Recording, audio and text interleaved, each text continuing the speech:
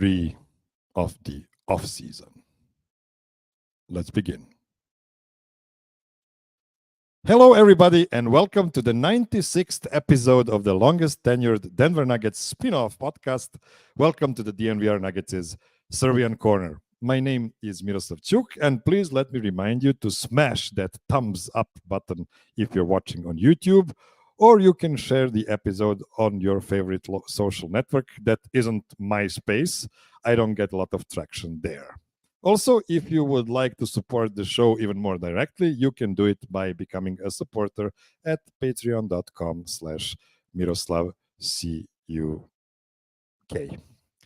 Another week of Nuggets-less June has passed, and we finally did get to watch a game of NBA basketball on Thursday. Boston Celtics won their first home game relatively easily, and now we are waiting for the reaction from Luka and the Mavericks.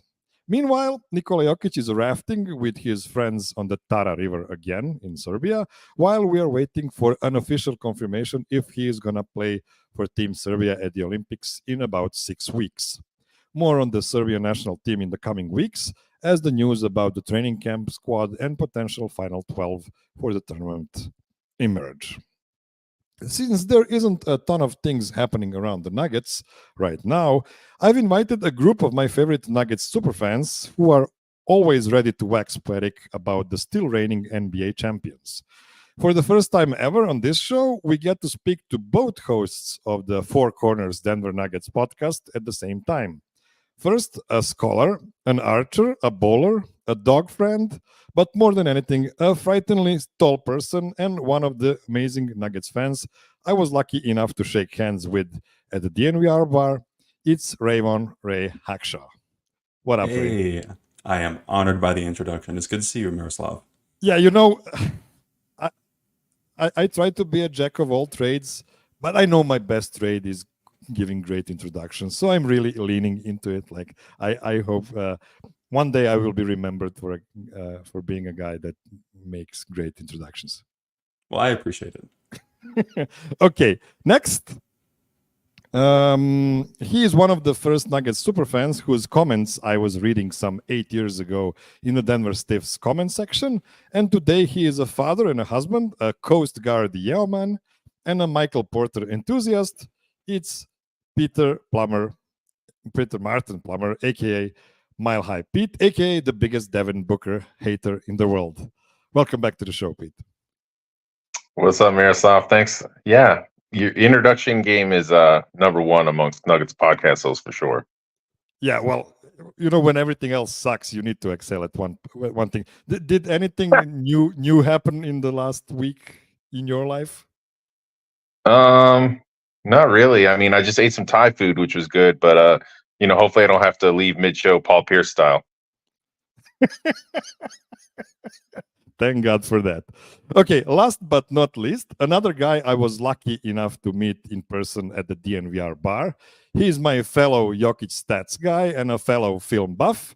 One of my most frequent guests, it's Jordan Scott. Welcome back to the show, Jordan. Yeah, thanks for having me. It was kind of short notice this time, but I'm ready. Yeah, so we had the chance to hear about what happened 3 weeks ago in Game 7 and in the whole of the Minnesota series from Ray and Peter, specifically on their Four Corners podcast. But Jordan, tell me, can you give me like a wide view of what happened and why it happened? Well, I actually could tell a quick story because, like, right after it happened, right after the Nuggets lost, I had some coworkers kind of hassling me a little bit, being like, "Hey, what happened? What happened?" And I mean, I'm going to say the same thing now. It's like the Nuggets seemed worn out. They seemed a bit hobbled. They just didn't seem like themselves.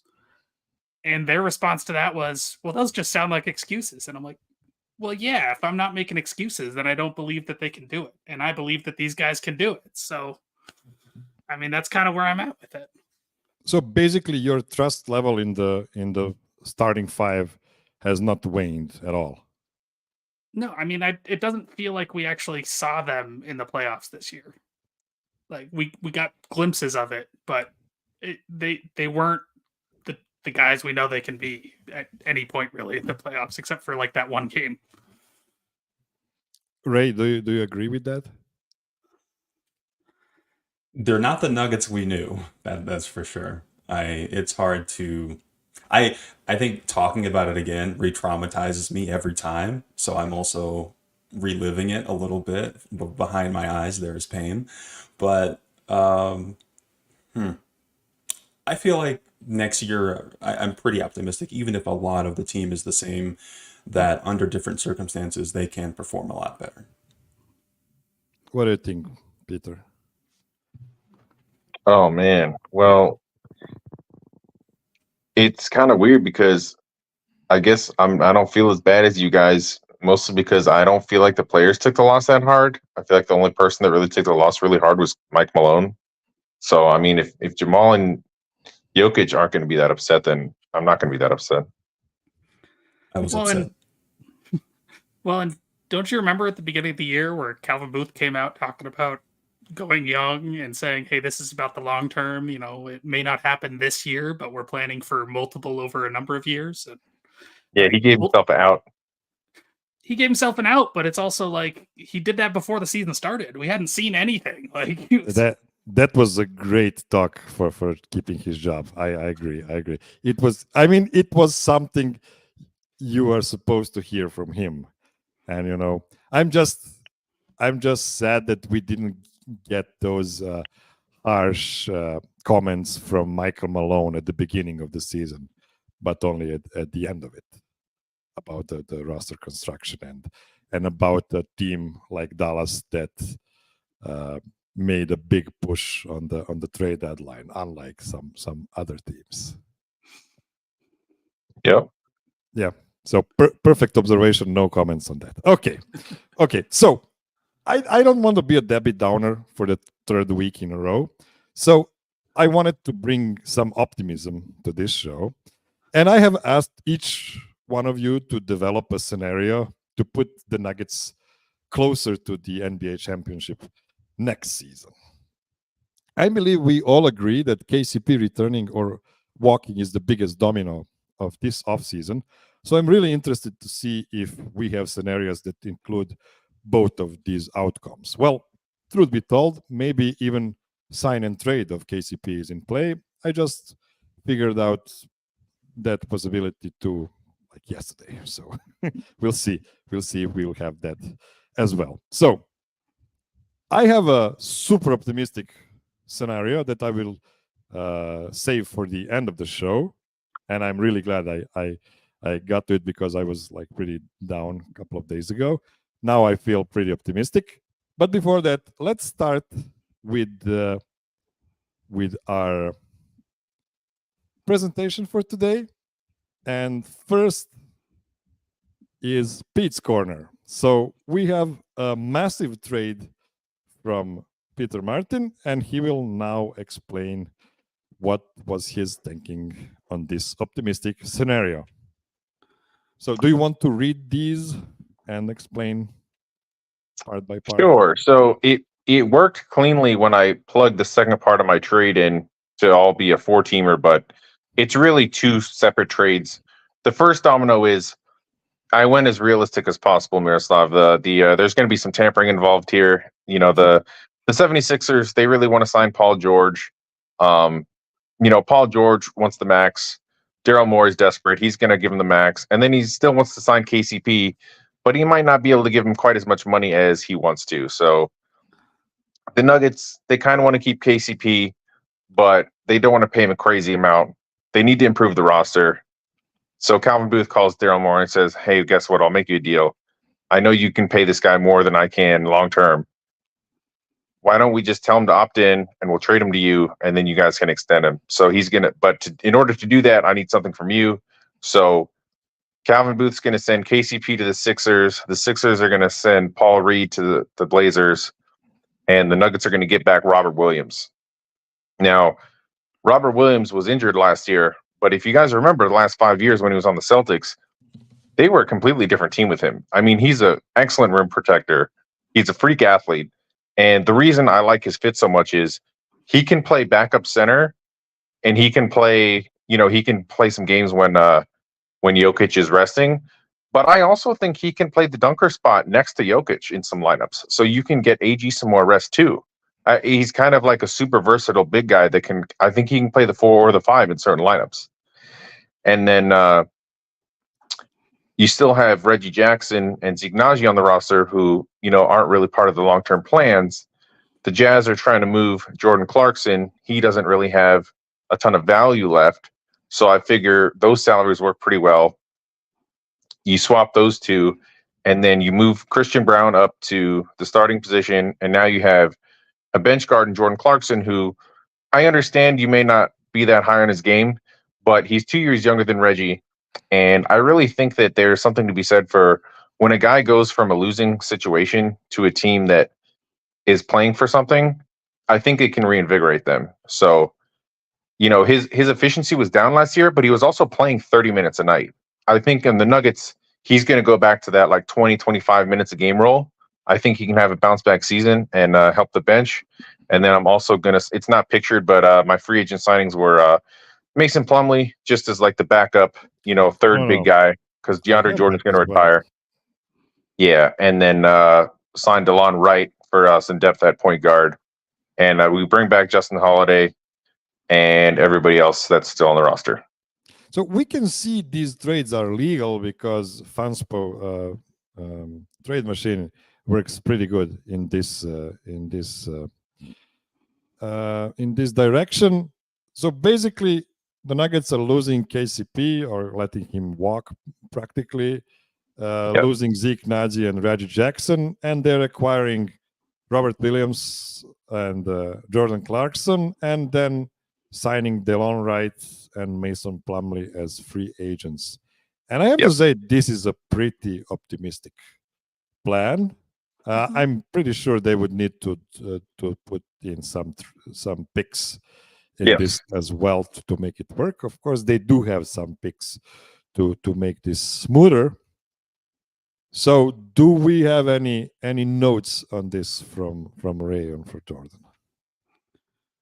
Jordan, I'll let you start if you want to. Yeah, I mean, losing KCP is always going to hurt, but the optimistic side of it is I think Christian Brown's ready, and I think he'll thrive in a starting role. So that happening probably a year sooner than it would if KCP was still around is not necessarily a bad thing.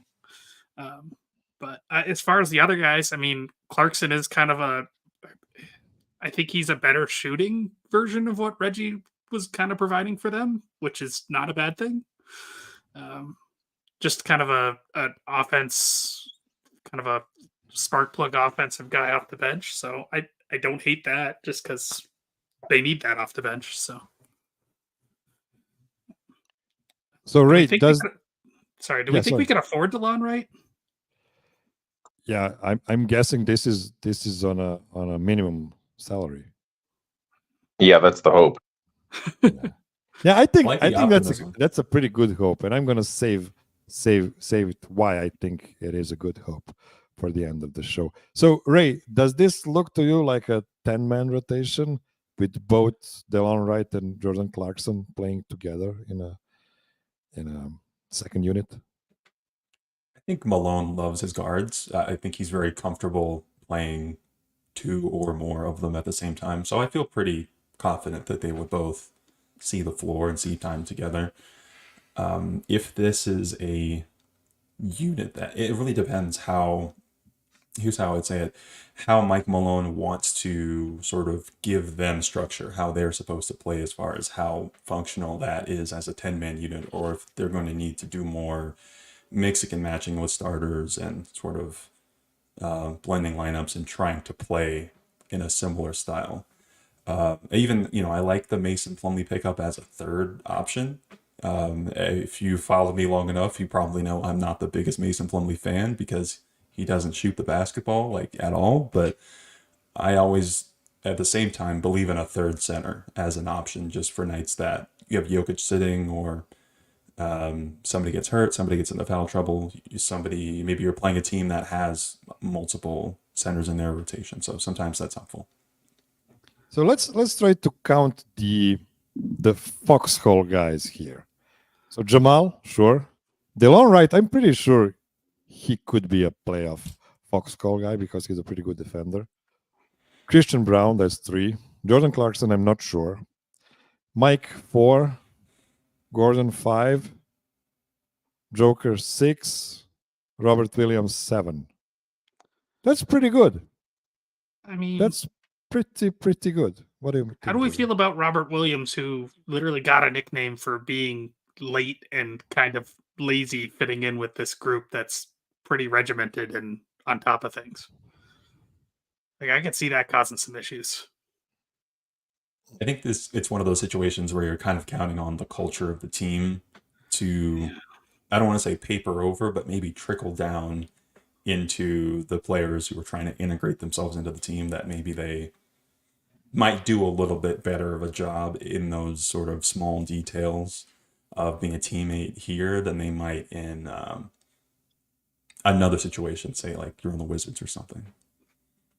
Jordan, I think that was it's a pretty clever nickname, but what happened was he was late like the first time he showed up in Boston because he didn't understand time zone difference. So I don't think he's had any issues like, being a good teammate since then. The nickname just stuck with him. Yeah, I don't know. It's just like, I always worry whenever anybody has that, because it's that type of guy that Malone might just not want to play. So Fair. like he's gonna play the workhorses. So. Yeah, one thing that scares me a bit is if you want to play Robert Williams in the playoffs and everything is perfect, then you cannot play neither Gordon or Joker next to him, right? You have to go small next to him. I think he can play next to Joker. I think he can play dunker spot. Mm-hmm. That's interesting. Well, that's interesting. Next to Mike, could be interesting. Yeah, next to Mike for sure. I think Yeah. we should see more Mike at the 4 next season. Yeah, I Robert agree. Williams and Gordon, I wouldn't like. No spacing in that. Right. Yeah, we wouldn't play with Gordon. No. Yeah. Okay. It is time for our first break. And when we come back, we'll go into the Rays corner. Don't go anywhere.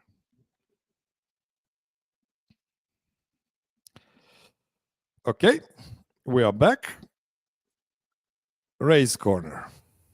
So, Ray, let me see what you prepared for us. Oh, this is quite small. I'm going to let you read these names because I haven't heard of the second guy coming to the Nuggets in my life. So please. That's okay. Well, I'll walk you through the bones of it. Mm-hmm. I, as optimistic as I am about the team, I'm not super optimistic that we bring back Kentavious Caldwell-Pope. I am open to the idea that he might be signed and traded somewhere else. But that I have so little control over that I'm kind of just letting him walk in this scenario. As far as free agent additions, my hope, I'd love to see Andre Drummond and Chris Dunn in Denver, the former being on the mid-level and the latter being either a minimum or near minimum salary kind of guy. And mid-season, because I think that's when this would have to happen, Kelly Olynyk being on a new deal, that we move Zeke Naji, Reggie Jackson, 2 second-round picks for mainly Kelly Olynyk. This is the inclusion of Javon Freeman Liberty. It's By the more way, for the league. great name. Great name. I agree. So he is a point guard. We are looking around for point guards. So you never know. But at the same time, it also just evens out the numbers for the trade machine, makes it happy. So that's my. I have a hotter take if you want that.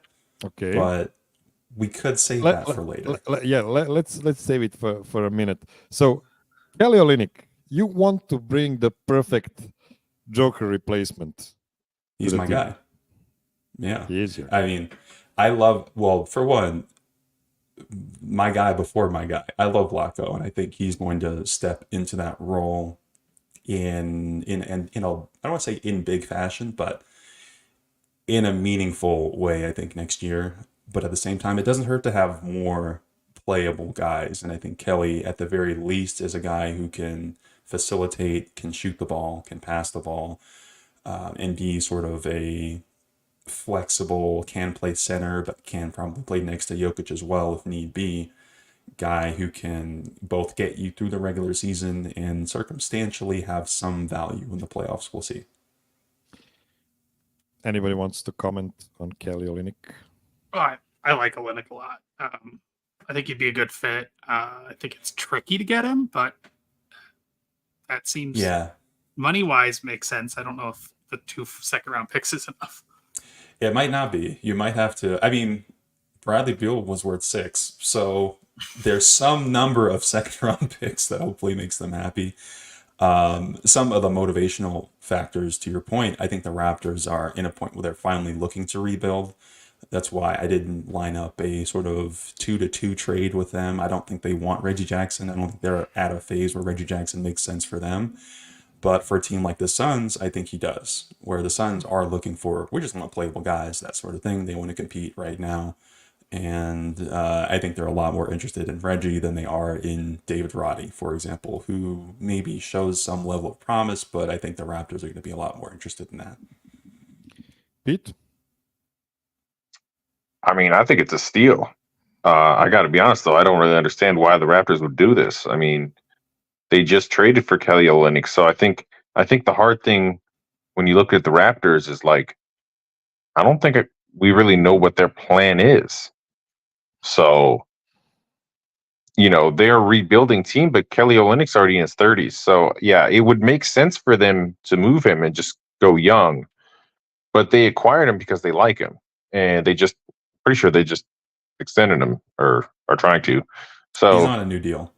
Yeah. Or they gave him a new contract. So that's also part of it. This has to be at the trade deadline, not on draft night or something like that. Right. He's not eligible to be traded yet. So, yeah, you kind of have to hold on to those Zeke and Reggie bullets until you can do it. But I get it. He's been your guy for a long time. He would definitely make the team better. You could spell Jokic more. I kind of push back on the notion that they can play together, though, just because I don't think you can really have like 2 guys that are that, not athletic in the front court together defensively. I understand the concern. I think it's more of a regular season potentiality than a playoff one. On the plus side, I think you can save those bullets of Reggie Jackson, Zeke Naji pretty easily. I don't think those bullets are very hot. No, I think they're very. This is like but Zeke's a ticking time bomb. He could always get hurt.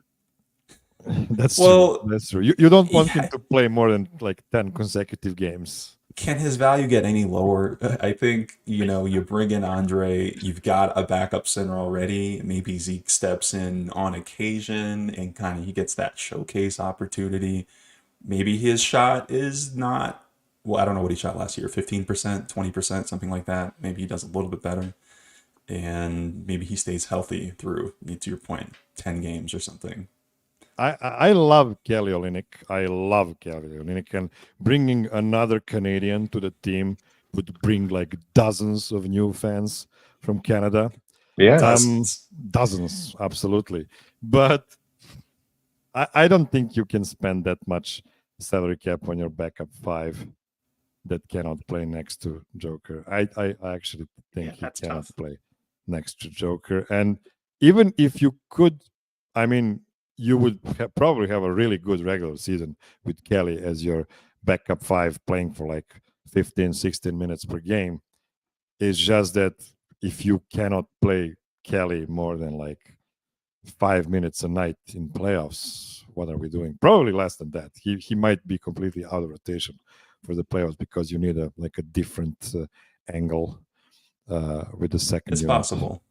The optimistic take is that like it means Aaron Gordon, those guys at Jokic, they're a lot fresher in the playoffs, and that you can go to them more than you need to go to like an Andre Drummond or even a Kelly. And another sort of like, this is a very bright side of the coin idea is that like, can you get Chris Dunn for the minimum? I'm not sure. I really like his defense. I like his energy. I like the pace that he plays with. I think that would be really helpful for the second unit, but it really hinges on that as far as how functional this all would be. So remind me, who are your free agent signings here? I would love Andre Drummond because, in contrast to Olynyk, I think he provides that sort of like actual traditional 5-man look alternative for Jokic. And combined with the fact that this trade being a mid-season deal, you never really know if it's going to go through, if it's not going to go through, or how Zeke's going to pan out or not pan out. So Drummond at the 5, I think, would give whoever is the point guard in that second unit a lot of stability. The rebounding, I think they desperately need. And hopefully Jokic could sit sometimes, occasionally. It would be nice. And what about the guard positions? I really like Chris Dunn.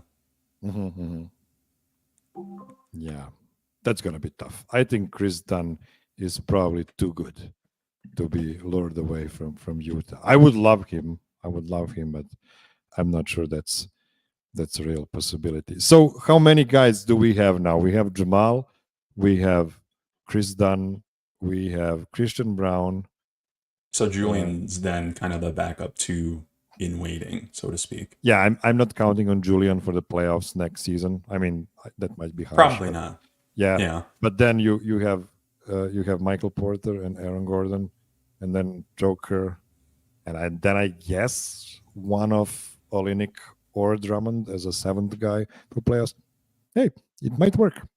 And Vlatko. It might work. It's really good. Vlatko, yeah. I like that's a real optimistic take. I like it. I think Vlatko is gonna kill in the Olympics. Like I think so too. So hyped after the Olympics when we see what Vlatko just come back healthy as in store. Right. Peter, how optimistic would you feel about this kind of squad?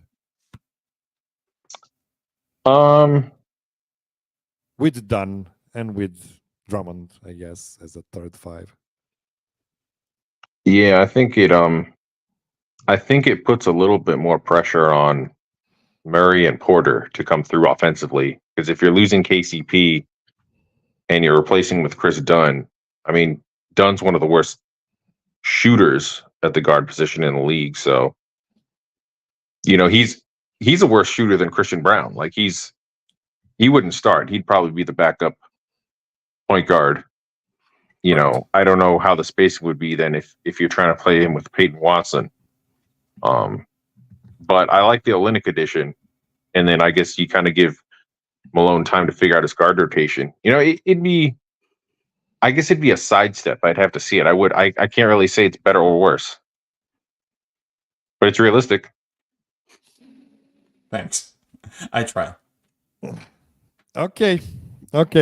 If we've said all we had about Ray's Corner, next up is Jordan's Corner. But before that, these very important messages. Don't go anywhere.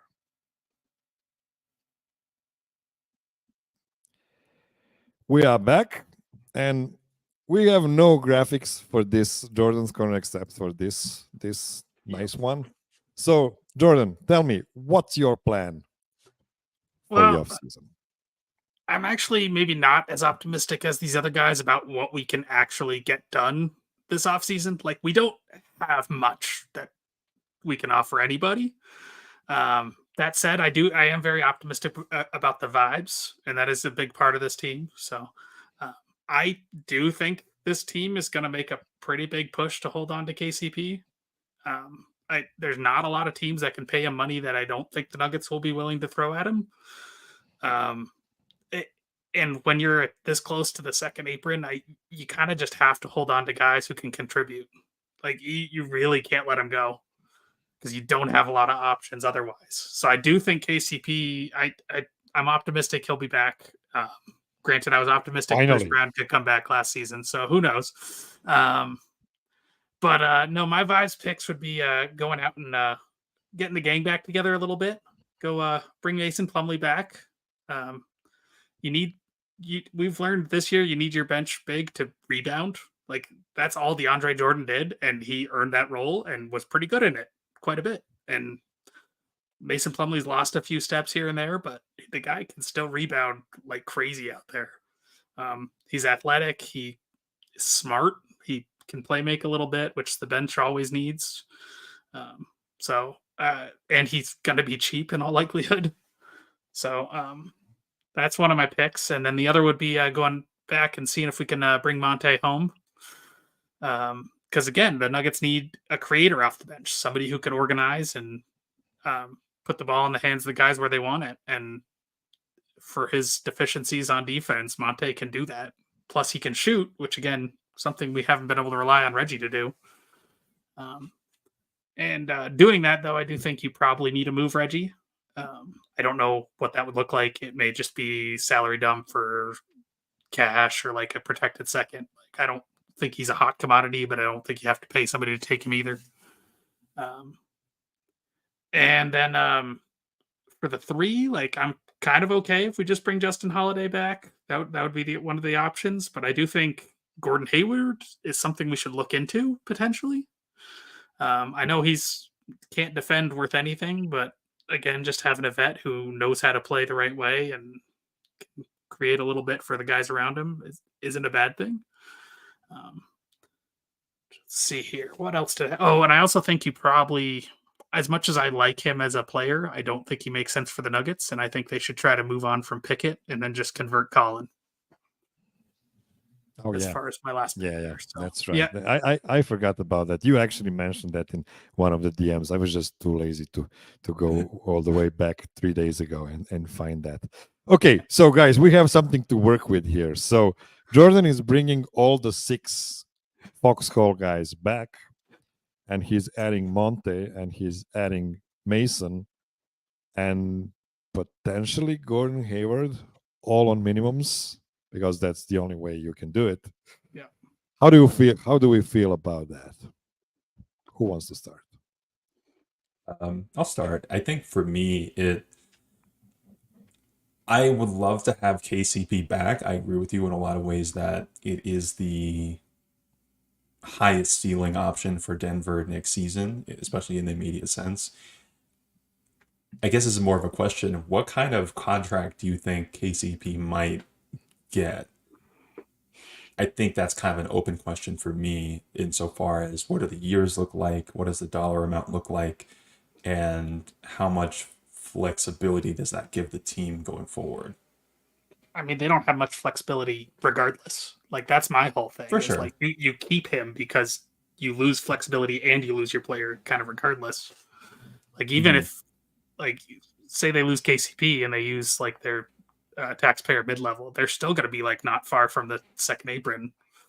And they're only going to have to pay more guys moving forward. Like, I feel like I don't foresee teams throwing like a $30 million a year contract to KCP. I think it'll be probably closer to 20 to 25 and probably relatively short term. And I think the Nuggets should do that. Like, I think he's worth it right now. And within a year or two, it's a big contract you can try to move for somebody else. And again, with the second apron restrictions, you kind of need contracts. That's also why I'm not moving Zeke just yet, just because, like, he's an $8 million contract. Maybe some vet pops up and you need somebody to match. Like, if you don't have a good deal, you might as well hold on to him and see what you can get. But I wouldn't mind like 2 years at 20 to 25 million a year. I think that's not bad. Still tradable, or in a similar way, if you wanted 3 or 4 years, but he was willing to stay around his current price point, I think that would also be not terrible. Or do the higher price one and do like a partial guarantee on a 3rd-year player option or something. Sure. Just some weird, where you're not on the hook for a lot if he does stick around. So I have to ask Peter here before he falls asleep completely, because I understand you have a baby in your house. It's tough. I've been there. So here's the question: how do you approach KCP regarding his next contract if you want to keep him? Is it like, hey man, go see what's out there and we'll match whatever? Is that like the smart strategy to do if you want to keep him no matter what? or do you want to smack him with a really big contract and like hope that that's going to be enough? Yeah, I think you have to go with the Tim Conley approach of take care of your guys and just overpay and say we love you and give them as much money. You don't want to mess around, because if their plan A is to bring him back and he leaves, I could see Booth not having a good backup plan. That wouldn't shock me. So I actually like Jordan's offseason a lot. It's basically run it back plus add Plumlee and Monte, which is like Plumlee's a real center. We could use another real center on the roster. I don't think we would sign Monte just because Pickett is like Booth's guy for some reason. So Penn State yeah. No, I get that. I mean, it's a horrible reason, but yeah, Monte is still better than Jalen Pickett. Well, and like the Monte would be more like I would move Reggie in that case too. Like Monte would take that role. Right. I just think Pickett is gonna succeed better elsewhere at this point. Like I just don't think he's a great fit for what the Nuggets need. But I also think your offseason is the most realistic because there's no major moves. The big move is bringing back KCP, which is basically in his control, right? The trades Ray and I made, it takes multiple teams to tango with that. We don't know how other teams view their players and, who's looking for what, So I would be okay with the Nuggets not making a crazy trade in the offseason, because you still have Zeke and Reggie's contracts to move at a later time if you need to. Yeah, and that's kind of where I'm at. Like you kind of wait for an opportunity with those ones. I think. I don't feel like Zeke's contract is so bad that like you have to dump it right away. Like Ray said, it's probably not going to go down in value at this point. So Can't get worse. Yeah. Sorry. No, and as far as like Mason and Monte, I'm like both of those guys felt like guys when they were traded away. It was like it's not that we don't like you; it's that we need something else right now. And now I kind of feel like the Nuggets are in a position where they kind of need them again, or at least something similar to them. So it feels almost right to come back with them. So I really like Jordan's idea, and actually his idea helped me get to an optimistic plan of my own. First, let me introduce Miro's Corner. I'm really sorry I couldn't get as good of a graphic for you guys. Like, look at this wonderful graphic. Like, I did my best here. So I appreciate it. This is what I'm talking about. So I'm also running it back because I agree that retaining KCP is the best possible outcome of this offseason, even though that might be really horrible next season when they're trying to get out of second apron repeater tax.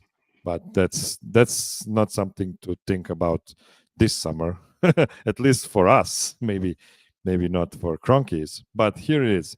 So KCP returns on a 3 years, $63 million contract with a player option in the last season. So we're giving him more years, slightly less than some other scenarios per year, like 21 per year. Salary dumps for Zeke Naji and Reggie Jackson. And this, I said this only because I don't think they're comfortable to be paying like $210 million before tax and going that deep into the second apron. I believe they would still be in the second apron with this, but at least, it would be a bit easier for them to get out of it on a later date. And then, by the way, I think they would need to get rid of like 3 second-round picks to salary dump both Zeke and Reggie in separate deals. And then this year's 28th pick that we actually haven't mentioned at all by now should be traded for a future first rounder, or I don't know, 2 second rounders in the future, because 28th pick is pretty bad for a first rounder. Anyway, so this would bring us to a new depth chart that's really optimistic, because my take here is that there's going to be a lot more good players playing for a minimum contract next season comparing to the previous seasons because of the second apron penalties, and some teams are just not going to be willing to spend more than a minimum on a lot of guys. So I'm thinking also Monte coming in as a backup point guard. I'm also thinking about Jeff Green at the 4. Like, I know Jeff Green is not like the the youngest version of himself, but at a minimum, like he's been playing for 9 million this last season for Houston. I believe they have a team option on him for next season, so he can be a free agent. I don't think anybody's offering him 9 million again. And then Daniel Tice, world champion Daniel Tice, coming in playing a backup 5 for the Nuggets. Is this too crazy of an optimistic take on which guys could be acquirable for a minimum contract? So I would say I share some of your optimism in that context where so many teams are up against that second apron. And even for me, for the Nuggets, I'm a little, it's not that I don't want to go into the apron, but if you can avoid it, I'm not even worried about the Kroenke's money. It's the restrictions that come with it in all these sorts of ways going forward, where I would love for the Nuggets to compete for the next 3 to 5-ish years at least. I do worry about those things. So yeah, I would like to see, and I think we will see a lot more players who maybe they were getting 10 million 3 years ago might go for the minimum next season, just because either they can do that, or if they want to get that 10 million, they'd have to get it from a team that's not contending. So if you want to go to the Charlotte Hornets, yeah, go get your 10 million. But if you want to go compete, you might take a little discount, but you'll get it back later. Ask Bruce Brown. Or Jeff Green. Or Jeff Green. Anybody else? Yeah, I mean, I definitely think those are all pretty realistic options. I like Tice. He's probably the one that is most likely to make more, I would say, from that group. But centers do often fall kind of through the cracks in the off season, so I could see him being pretty cheap. Wouldn't hate that at all. And then again, I do think Monte does a lot for what our bench needs, but I don't know. Ultimately, the reason I went pretty conservative with things to bring in is I do think we're still going to see growth from Brown and Watson. So it's not like we're got a stagnant team that we're holding on to around here either. So I think this depth chart would give the Nuggets at least 7 guys for the playoffs, with Jamal, KCP, Christian Brown, MPJ, Gordon, Jokic, and Tice. I think Monte is very close to it, being able to play for like 8 minutes when Jamal sits. he's Like, situational in the playoffs. Yes, it's situational as well. That's true. And then you might get a playoff appearance from P-Watt next season. Like, we haven't spoke a lot about internal growth of the team. Do we think it is fair to say that P-Watt should be like a 90 percentile or like maybe a 50 percentile of outcome for P-Watt next season would be him playing in most of playoff games? I think a lot of this for me depends on how Malone approaches the regular season. Not that you're going to instantly get him to a place where he's playoff ready, because a lot of that experience does come through the playoffs itself. But I would feel closer to that 90th percentile if we're seeing Peyton in like an every night kind of a role. And even in the inverse, talking about guys like DeAndre Jordan and Jeff Green, if we could see them less in the regular season, I think that would also be good for them, where they might be a little bit more ready to contribute for the playoffs if they haven't played 40, 50, 60 games apiece. So in an ideal, while we're being optimistic, I definitely think that dynamic playing out would get Peyton into a specific role for the playoffs. Maybe he's not the first option. Maybe he's not a offensive centerpiece at this point in his career, but can he show up and play defense? Can he show up and rebound? Can he show up and make the occasional open jump shot? That would be nice.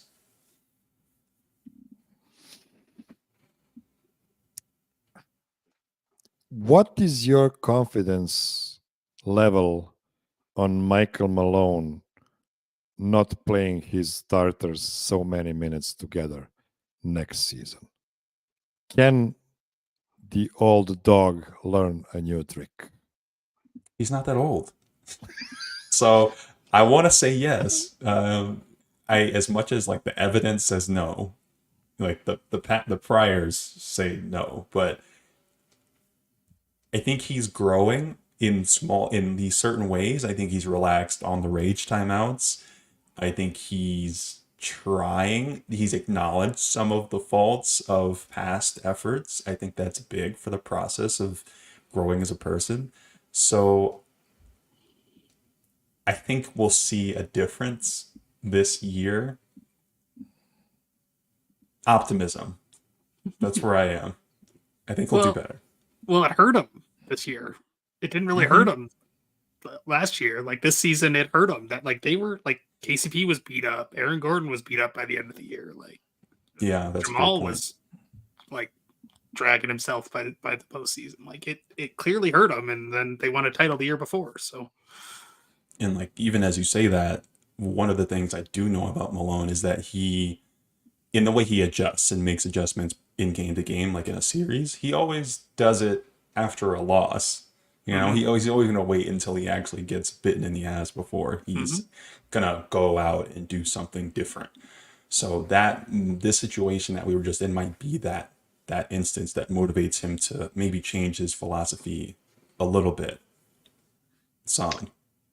I appreciate your optimism, but I'm not going to believe it until I see it. So Malone's going to continue to ride his guys. But I will say on the positive side, we have seen in the past that if Malone finds a unit that is working well, he will stick with that, you know, whether it's starters or not. Like we've seen him punish the starters before, right? In like games where they don't have it. And then like the bench will come back, and instead of like letting everybody come back to the game, he'll be like, well, no, this group brought me back in the game. They deserve to finish it. So the hope, I think this is actually much more of a roster question than a Malone question, because if you give him Zeke Naji against the backup center, of course he's going to play Jokic 40 minutes a game. Like I would too. So if Booth brings in a real center, then, you know, hopefully that guy can be part of a decent unit and Malone doesn't have to ride the guys as much. Like I get it was a Malone problem, but I also feel like it was a roster problem. I didn't feel like it was all Malone's fault. that's true. Yet another reason to bring in some guys we know he's willing to play. Just saying. Monte and Mason never had trouble getting minutes. Give him some vets. But Miroslav, I had a question for you. You made a really interesting point saying how you think there's going to be more veteran minimums available with the new second apron. I don't remember exactly what year it was, but didn't Conley or Malone or somebody in the front office say a few years ago after the Nuggets had been started playing well that like people like agents had been reaching out and they want to like their guys want to play in Denver now. They want to play with Jokic. Do you think that's still the case? Well, okay. Off the record, I think I've heard some stories about some guys really be interested in coming to play in Denver. Like, and actually that's not true. I didn't phrase it well. I think the Nuggets front office has a lot of faith in really good guys being willing to come to the Nuggets to play for a minimum. Like that's the different thing. Like, I guess so. I cannot say there's like this and that guy that really wants to play for a minimum, but Nuggets front office believes that they can acquire guys on a minimum who are names, but it just wasn't Boots' way of working to bring in some guys just because they're like guys. Yeah, I guess a different way to phrase my question would be like, we all understand that the Lakers and the Heat are like top of the list for where guys want to play. If no matter what the contract status, but they also get like the best minimum guys. But in the Jokic era, have the Nuggets moved up that list, right? Like, are they in the top for sure. 10 of teams, like where a minimum vet would want to play for because we're a contender now? Whereas you saw last year, the Suns got Eric Gordon. That was considered a heist, but like I wasn't really that worried about it.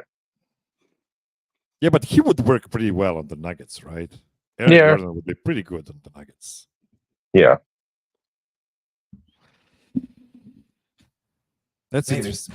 That's really interesting. I have one last question before we go crazy and play a weird game for the end of the show. Question is, we've seen 4 scenarios now from all of us, and we know about the beef between Michael Malone and Calvin Booth. Michael Malone wants veterans. Calvin Booth wants to go young. And in all of our 4 scenarios, we haven't added a single draft pick. I know we are not draft guys, so that's probably one of the reasons. But the other reason is we wanted to see a couple of new veterans on this team. How optimistic are you, or where do you expect the scale to end between going young and going veteran, between the two opposite sides of Booth and Malone this offseason? I really like one quote unquote young guy, like maybe per position. Like, I don't think you need too many. I don't think you need Colin and Jalen, if that makes sense. If you have KCP and he's back, I kind of feel like Julian and Christian are kind of cannibalizing each other a little bit to some degree. And so much of the value in a young guy and bringing a young guy in is that, like, you're getting production on a cost controlled contract. And so they got to be on the same page in that sense. I don't know if it's like contentious in that way. I don't think they're rubbing shoulders in the hallway and, something like that. But hoping they can have this conversation where they're like, hey, if I bring in this guy, how do you see him? What would you do with him? Because I think how many young guys, I don't know if it matters as much as are they going to be used or not. Jordan, who is more powerful, Malone or Booth?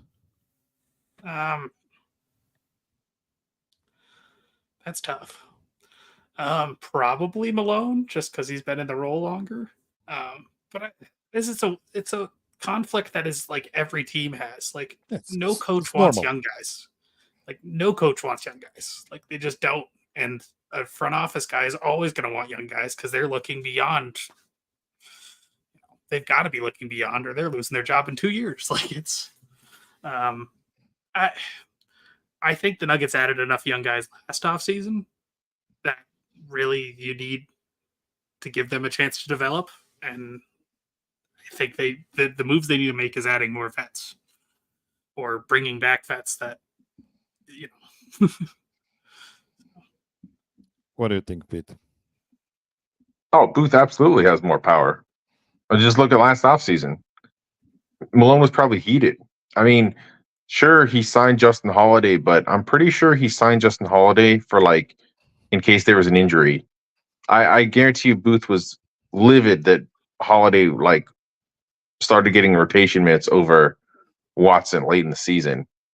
I mean, once you give the players to Malone, I don't think Booth meddles, but he's still making the roster decisions, which is kind of a bigger deal, right? See, I took it as more of who has more power if they really do get into like a fight with ownership. Like, I feel like Malone's got that relationship with Josh just because he's been around longer. I'm just guessing there's going to be some heated arguments before the draft night. Like, they need to figure out the way how to do this. And I'm guessing, like, if you have a spectrum of go young, go in the middle, go veteran, in which direction that needle is going to go. Just bring in good players. Well, and Malone didn't coach the team last year like it was a team that needed to play 100, what is it, 108 games or whatever. Like he didn't coach them that way. He coached them like a team that had to win every regular season game. And I think he's got to grow in that regard, because I think if he had coached him more of, hey, let's give guys rest when we can, he would have seen more growth from his young guys and might have had more options in the playoffs. So there's like some synergy to be had that like Booth can comfortably say, hey, I'll give you some veteran leadership that you can rely on. And Malone can say, hey, I'm not going to overwork those guys, and I'll give the younger guys opportunities to grow, not just for the value this season, but for the future of the team. Whether you want to trade those guys or keep them, it doesn't really matter. But if you tank their value, everyone's being hurt, really. The older players are being hurt, and the younger players are being hurt by it. So I think they're kind of equal in that way. They're kind of like, I know I'm going to use a like American political reference, but they're like, one is the House of Representatives, one's the Senate. You both need them to do things, but they both serve kind of semi-equal roles, just in different contexts. Okay, let's hope for the best from what we will see. In 3 weeks' time, less than 3 weeks actually, less than 3 weeks from now, we'll already have first and the second draft night for the first time this season. 2 draft nights. That should be fun. Okay, it is time for our last break, and then we'll just go crazy for a couple of minutes. Don't go anywhere.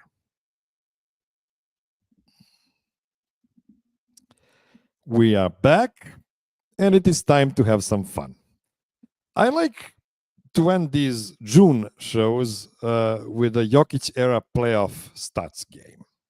So my question for you guys is to list the 6 guys who played for at least 100 playoff minutes for the Nuggets since the 2019 playoffs and had an effective field goal percentage of at least 55%. If you guess the guy who is the first on this list with the highest win shares, this is how I ranked these 6 guys, you'll get 1 point. If you guess the guy who is 6th on this list with the smallest win shares, you'll get 6 points. If you guess the guy who is not on this list, you will get 0 points. I hope this is clear. The game ends when everybody gets 3 strikes.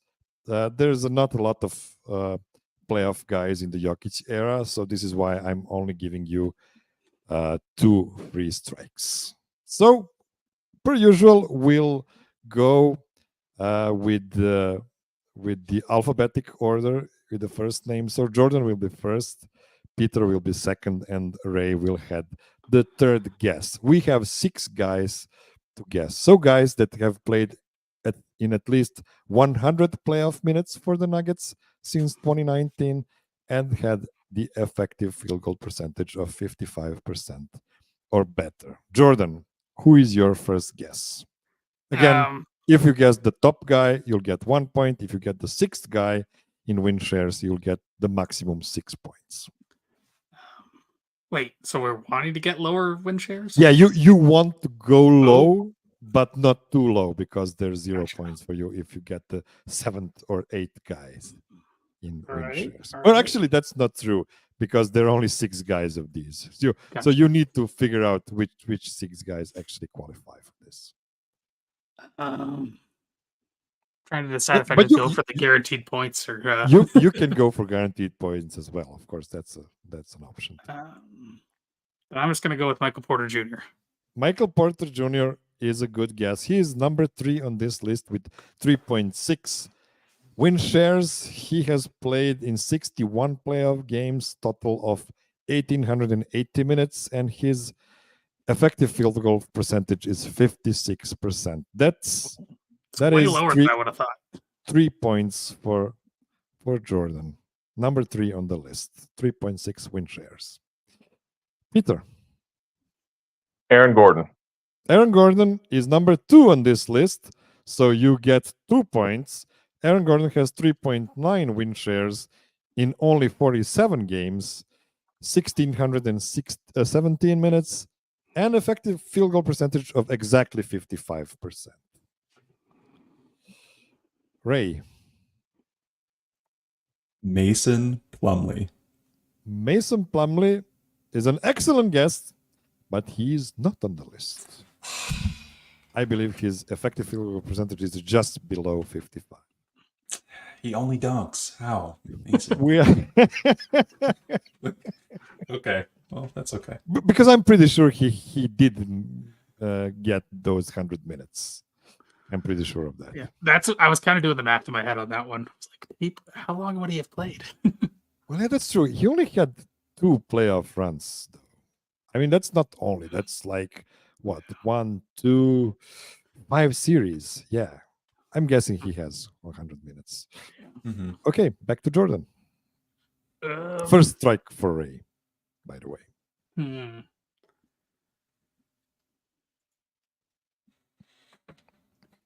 We've guessed Aaron Gordon and Michael Porter so far.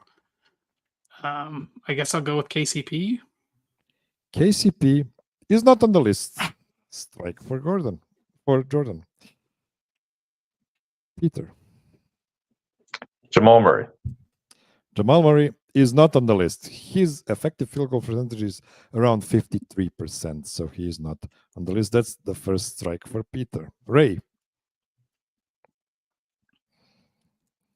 I'm going to go with Paul Millsap. Paul Millsap is a good guess. Also not on the list. Second Killing strike me. for Ray. Okay. He is below I'll have a good 55% as well. That's okay. Jordan. This feels weird, but I might guess Christian Brown. Christian Brown is not on the list. That's second strike for Jordan. He just had a Peter. couple good games and not take a lot of shots at others. Yeah, that's true. Peter. Jeremy Grant. Jeremy Grant is not on the list. This is your second strike. Ray, you have a chance to do a perfect 3 strikes without a guess, or you can guess the number 1 guy on the list, and take, certain points and stay in the game. But I'm not pushing you. That's a great question in terms of win shares. Who was number 1? And It's got pretty 55 obvious. 55% Just could- and more than 100 minutes. I don't know you could say he why defines the era. Yeah, he's like a pretty efficient guy. 3 MVPs. Jokic. I didn't know we were doing that. Okay. I'm going to stay in the game and say Jokic. Yeah, that's a smart thing to do, Ray. Yes, 1 point for you. Nikola Jokic is number 1 with 15.2 win shares, Thought we were which doing is non-Jokic players. Sorry. which is like 4.5 times more than second placed Aaron Gordon. Okay, Jordan, back to you. We still need to guess guys with the most points or the least Most win win shares. shares. The least win shares. Guys at number 4, number 5, and number 6. Man, this is tough.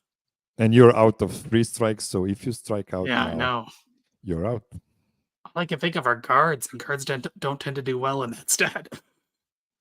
I think I'll just go for it. I'm gonna guess Monte. Monte is your third strike. You finished the game with 3 points, which might still give you the championship. Peter. Man, I'm really been thinking hard about this 100-minute cutoff you got here because Yeah. he only played 5 playoff games. I don't think DeMarcus Cousins played 100 minutes. But I know he had some beast games in that series against the Warriors. Not a lot of good options left. And then I'm trying to think. I know Justin Holiday got really hot. I don't know if his field goal percentage is high enough. I guess I'll just guess Gary Harris. Gary Harris is a really good guess. And it's not right. So you end the game with 2 points. Ray, you have a chance. If you guess any of these 3 guys left, you're going to be the winner of today's game. Wow, that's crazy. Okay, can I make a comeback? Let's see. Yeah. It would be like a Minnesota Game 7 comeback. Sorry. It's probably somebody who like just barely played 100 minutes and hit a bunch of threes.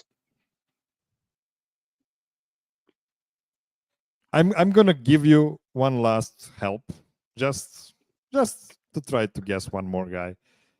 One of these guys have played for 500 minutes, 530 to be exact, and one guy played for 400 minutes, and the last guy on the list, of course, had the fewest minutes, 112 minutes. If that helps.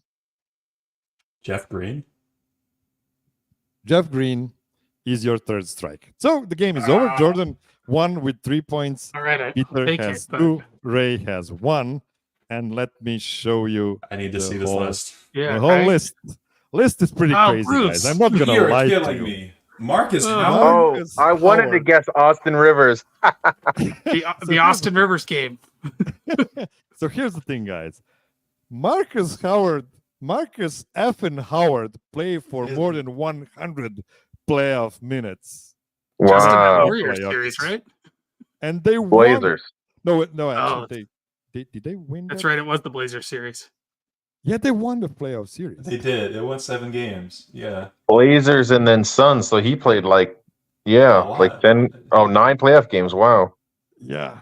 9 What a year. playoff games. That's true. 9 playoff games by Marcus Howard, and he stayed above 55% effective field goal percentage. That's impressive. Well, all he took were threes. So Yeah, he's tied with 0.1 win shares with Austin Rivers, who played for 400 Beautiful. minutes, 15 playoff games for Austin Rivers. Man, like that purgatory was long. That was a good question, though. And then Bruce Brown, only 1 playoff run, but 20 games, 530 minutes. how did we And- miss Bruce? Yeah, 56%. He was amazing in those playoffs. And it was Like- all guards. We tend, It was 3 all guards. guards. That's crazy. Yeah. Yeah, and we tend to forget how bad Bruce was in the regular season because he was so awesome in that playoff run. I mean, I don't think he was even bad in regular season. He wasn't just set No. up to be good. He in was the regular coasting in the season. regular season. Yeah, and he was also playing. He with was, Four guys. he was the rare bench players. role player that was a playoff riser. That's rare.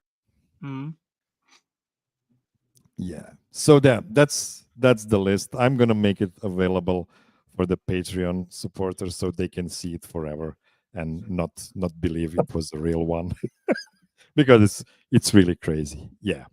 So Maybe they made their free throws. I don't know. any last thoughts before we go out?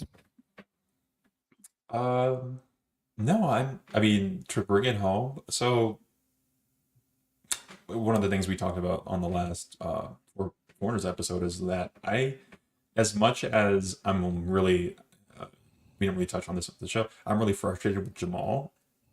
Never a better time for you to make the biggest step in your career in your life. You've got all summer. Well, you don't have all summer. I will see what you do with Team Canada, but you have the chance to go to that drawing board and work on your body and work on your game and all the feedback you could ever want and all of Colorado sports behind you. I'm optimistic at the very least Jamal comes back healthier than ever. I mean, one thing Low it's easy bar, but one thing it's easy to forget about with Jamal is like he's still like at the verge of the normal peak age. Like we might not have seen the best of Jamal yet. Like he's an adult. I'm a little past the point of like you know you got a lot of. I mean, most people Growing say ahead right of you. around the 27 years old is when a lot of people say the peak is really hits, and if you look back on it, it kind of holds true for most guys. So The male amygdala is fully formed at this point, so you got to lock in. Yep. Miroslav, I have a quick question for you about Mhm. in a summer like this when there's an Olympic year. Do you think GMs sometimes look at rosters and say, we have a deal kind of lined up here, but we want to wait until after the Olympics so that it doesn't get ruined by an injury or something? That's a good question. in the old days when Eurobasket and World Cup used to be played like early, like in late June, early July, but usually late June actually. That was not the great time to have NBA players on your rosters because the seasons just ended for the playoff teams. Right. But on the other side, it was like a basketball fair, those FIBA championships, because you could have seen the best players from all around the world Yeah. at the tournament, and then you can just sign them to a Right. contract July 1st or whatever. Now that it is afterwards, I don't think anybody can like afford to wait that long and Right. like say, let's see if Vlatko has it. Like, let's see if Yeah. Vlatko is gonna be like a 6th man of the year candidate next season. So yeah, I don't think they can do it, but we'll see. We'll see. We might get like a late signing of a guy like who's the point guard of German national team? I'm blanking. Schroeder? Dennis? Schroeder, yeah. Like Dennis Schroeder is not signed by anybody, and then he destroyed the world at the Olympics Again. Right. again, Yeah, and he gets it'd be a. funny. Well, That's and I good also stuff. just want to throw in there that I don't have a specific trade for you, but when there's a lot of bigger stars that are sort of rumored to be on the go, thinking like Jimmy Butler or Donovan Mitchell, there's always other players that are like collateral damage, sort of to make deals work. And maybe the Nuggets are, get lucky because they scoop up an extra player somewhere. If you guys remember all the way back to the Andrew Bynum trade, the Nuggets got Andre Iguodala out of it. So I'm not saying that's going to happen, but you never know sometimes what goes on in the trade market and guys all of a sudden become available. I mean, look, just last year, the Celtics didn't plan on getting Jrue Holiday. He just completely fell in their lap because the Bucks decided to make a major deal.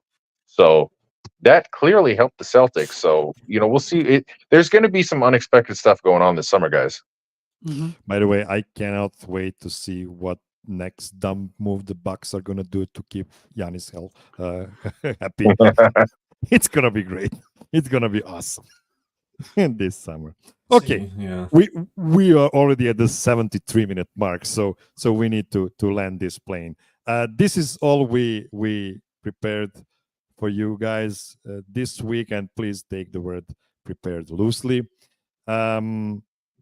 I watched Godzilla -1 last night and I loved it. My whole family watched it and it was amazing. So if anybody wants to chip in like really quickly, a June summertime movie before we go. Movie recommend. I have a retro. Well, Yeah, got nothing. you can go relative, retro. You but, can go retro. Just um, do it quickly, please. the movie Be Cool with it has like The Rock in it and Vince Vaughn and Christina Milian. It's a bunch of people in it. It's very funny. You should go back and watch it. Be cool. Good one. Okay. Mhm. Anything else? I've actually was recently reminded of how much I love a bit of an older blockbuster here, Speed Racer by the Wachowskis. Yep. It's insane, but it's so fun. Pete. I'm a James Bond guy, so any James Bond movie. Okay. Yeah. Go with Roger Moore once. He's the first. Yeah. He's the first Bond I've seen. So this is why he's the only right Bond for me. It is what it is. Okay. And for you, my dear listener, if you want to support the show, you can click that thumbs up button on YouTube. And if you want to be even more direct, you can become a Patreon supporter at patreon.com/MiroslavCuk. Be well, be safe, be kind to everybody. Call your mom. And until next week, JaMichael Green.